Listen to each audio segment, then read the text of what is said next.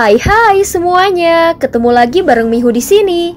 Oh ya, kali ini Mihu akan membawakan alur cerita Donghua yang berjudul Battle Through the Heaven. Mihu mengingatkan sekali lagi ya bahwa konten ini full spoiler. Tanpa lama-lama lagi, yuk langsung aja kita masuk ke isi ceritanya.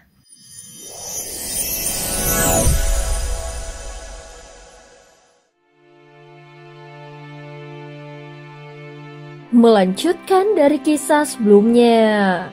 Saat berikutnya Xiaoyan kembali menerjang ke arah salah satu kadar roh api dan sekali lagi melayangkan pukulan mengerikan. Dalam sekejap, dia berhasil merebut benih api pemusnah dari tubuh makhluk itu. Akhirnya dia berhasil mengumpulkan 6 benih api pemusnah. Xiaoyan membasmi para kadar roh api itu terlalu cepat. King Teng jelas tidak bisa menandinginya. Saat Xiaoyan membunuh yang ketiga, dia sudah mengumpulkan benih api ketujuh. Sementara itu King Teng masih sibuk bertarung. Dan dalam situasi seperti itu, Xiaoyan tidak ragu bertindak. Dia menembus jalan pertempuran. Bahkan sebelum King Teng sempat bereaksi, benih api ke-8 sudah ditelan olehnya.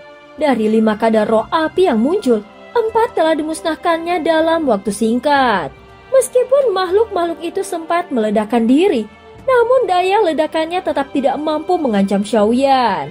Tubuh fisiknya terlalu kuat dan benar-benar tak tertandingi. Meskipun dia hanya berada di tingkat ketiga keabadian para dewa, tetapi tubuhnya bahkan sudah mendekati tubuh abadi legendaris. King Teng tidak bodoh. Dia hanya tersenyum kecil namun sulit ditebak apa yang sebenarnya sedang dipikirkannya di dalam hati. Setelah bahaya teratasi, mereka berdua pun kembali fokus ke depan. King Wuya yang sejak tadi hanya mengamati berkata dengan nada dingin, "Kakak, dia menyelesaikan semuanya sendirian. Bahkan berani merebut benih api pemusnah milik kakak. Orang seperti itu tidak bisa dianggap remeh. Kekuatan dan kemampuan tempurnya benar-benar tak terduga. Bahkan jika kita bersatu belum tentu kita bisa mengalahkannya. Lebih baik kita amati dulu. Kalau memang tidak bisa membunuhnya, untuk sementara kita tarik saja dia ke pihak kita." King Teng dan King Wuya saling berkomunikasi lewat transmisi jiwa. Setelah itu King Wuya tidak berkata apa-apa lagi. Saat berikutnya kelompok mereka pun melanjutkan perjalanan. Semakin jauh mereka melangkah, suhu di sekitar mereka semakin panas dan menyengat. Tetapi karena mereka semua adalah alkemis, kekuatan jiwa mereka cukup tinggi dan mereka pun mampu bertahan dari panasnya api dengan menggunakan benih api pemusnah. Pandangan Xiaoyan menyapu ke sekitar lalu tertuju ke sumber dari api pemusnah yang berada di bawah. Tempat itu memang sangat berbahaya bagi mereka. Karena tanpa tubuh fisik yang kuat, hampir mustahil untuk menahan serangan api ini. Namun bagi Xiaoyan, api-api ini tidak lagi menjadi ancaman. Tidak ada alasan bagiku untuk terus berjalan bersama mereka. Xiaoyan bergumam di dalam hatinya. Dengan tegas Xiaoyan pun mengubah arahnya.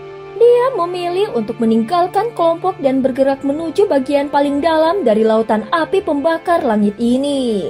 Tempat itu jelas bukan area yang bisa dilalui dengan mudah. Tetapi Xiaoyan berniat menyelidikinya lebih jauh. Dia mengangkat kepalanya sedikit. Tempat itu sangat berbahaya dan kekuatan pemusnah tertinggi berkumpul di sana. Tetapi kalau bisa melewati bagian itu, maka mereka pasti akan sampai ke ujung lautan ini. Saat melihat Xiaoyan yang hendak pergi ke arah lain, King Teng buru-buru memanggilnya, "Xiaoyan!" Namun Xiaoyan tidak menoleh sedikit pun dan langsung terjun menuju kedalaman lautan api pembakar langit. "Kakak, kakak!" Saat Xiaoyan turun sekitar 100 meter, tiba-tiba sebuah suara lembut terdengar di telinganya. Tampaknya suara itu berasal dari seorang wanita. Alis Xiaoyan sedikit berkerut saat mendengarnya. Tetapi dia sama sekali tidak menunjukkan sikap ramah. Di tempat seperti ini, seorang wanita muncul secara misterius. Mungkinkah dia semacam roh api atau makhluk berbahaya? Setelah berpikir sejenak, Xiaoyan segera mengabaikan panggilan sosok wanita misterius itu. Api pemusnah di tempat ini memang jauh lebih kuat, jadi sangat cocok untuk menghancurkan dan melatih tubuh hingga batasnya. Avatar Yuan Shen Shaoyan pun segera terbang keluar, membuka jalan di depan tubuh aslinya. Dengan begitu, setiap bahaya yang muncul bisa diantisipasi lebih awal. Semakin dekat ke sumber kobaran api di bawah, kekuatan yang ditekan pun semakin besar. Bahkan tubuh asli Shaoyan mulai menunjukkan tanda-tanda retak. Hanya avatarnya yang masih bisa bertahan. Anehnya, dari kedalaman api itu memang terasa ada keberadaan lain. Bukan tidak mungkin ada sesuatu yang benar-benar tinggal di sana. Namun Shaoyan tidak langsung turun. Dia memilih untuk berhenti dan duduk bersila. Tubuhnya terus-menerus hancur dan pulih kembali. Saat ini dia memilih meresapi kekuatan penghancur dari api di sekitarnya. Bagaimanapun, ini bukanlah api biasa. Api yang biasa tidak akan mampu mengguncang jiwanya, apalagi menghancurkan tubuh aslinya hingga ke tingkat ini. Namun api pemusnah ini berbeda. Bahkan hanya dari gelombang panas yang dipancarkannya saja sudah mengandung kekuatan mengerikan. Dan ini belum termaksud kekuatan inti dari sumbernya. Shaoyan bahkan mulai meragukan apakah avatar dan tubuh fisiknya mampu bertahan jika berhadapan langsung dengan sumber sejati api ini. Akhirnya dia menutup matanya dan mencoba menyatu dengan kekuatan penghancur yang tersembunyi di dalam kobaran api. Shaoyan tidak mundur. Dia justru telah membiarkan tubuhnya dihantam oleh api pemusnah, sehingga membuat tubuhnya terus meledak lalu pulih kembali. Seolah dia ingin menyatu dengan hukum kehancuran itu agar bisa meresapi aturan sejati. Api ini seakan hendak melahap dirinya bulat-bulat. Namun kekuatan hukum yang ada di dalam tubuhnya begitu murni dan absolut. Dimanapun kekuatan itu menyentuh, semuanya langsung hancur seketika. Tidak ada pengecualian. Inilah bentuk hukum yang paling murni dan ekstrim dari kehancuran total. Kalau aku bisa mengendalikan api pemusnah ini, kira-kira efeknya seperti apa? Sampai saat ini Shaoyan belum benar-benar menggunakan benih api pemusnah miliknya. Tetapi kini dia sudah berhasil menyimpannya di dalam dantiannya. Maka dia pun memutuskan untuk mencobanya setidaknya sekali lagi demi memahami asal-usul kekuatan ini. Segera benih api pemusnah miliknya pun menyapu keluar dari tubuhnya dan menyebar ke sekeliling. Saat benih api itu bertemu dengan kobaran api di sekitar tempat ini, dua kekuatan yang seharusnya berasal dari satu sumber langsung saling bertabrakan dan meledak hebat. Keduanya tampak saling menelan dan menghancurkan. Shaoyan menfokuskan pandangannya lalu menarik kembali benih api pemusnah miliknya. Dalam sekejap, dia pun mulai memahami mengapa begitu banyak orang ingin mengumpulkan benih api pemusnah ini secara gila-gilaan. Bagaimanapun, benih api pemusnah bukanlah sesuatu yang bisa disimpan selamanya. Setiap kali digunakan maka kekuatannya akan berkurang. Jika terus digunakan, maka bisa menghilang sepenuhnya. Jika tidak, memiliki cukup banyak benih api pemusnah maka mereka tidak akan mampu bertahan saat memasuki bagian terdalam tempat ini. Tiba-tiba ada suara memanggil yang terdengar dari kedalaman. Hei, kau masuk saja ke sini. Jangan berlama-lama di luar. Di sini ada sesuatu yang kau cari, ucap suara misterius itu. Namun Shaoyan hanya diam. Dia berpura-pura tidak mendengarnya. Saat ini dia tetap fokus pada pemahamannya terhadap hukum kehancuran. Tentu saja, jantung api yang berada pada tingkat pertama tidak mungkin mudah untuk didapatkan. Untuk benar-benar bisa menguasainya, Shaoyan merasa bahwa harus memahami hukumannya terlebih dahulu.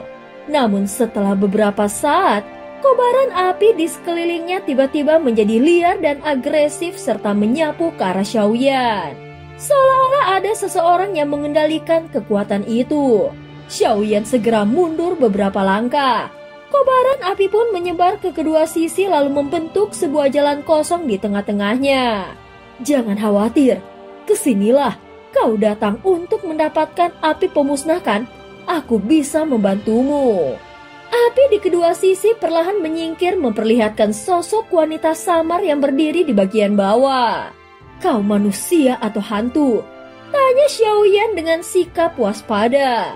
Aura wanita itu memang tidak stabil. Terkadang nyata, terkadang juga samar. Xiaoyan pun tidak berani mendekat secara sembarangan.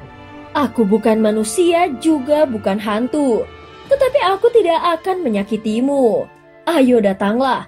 Aku hanya ingin memberimu semua api pemusnah ini. Suaranya lembut dan menggoda, tetapi Xiaoyan tetap tidak bergeming. Baginya, benih api pemusnah bukanlah sesuatu yang layak dipertaruhkan dengan nyawa. Dia pun segera bersiap untuk pergi meninggalkan tempat itu.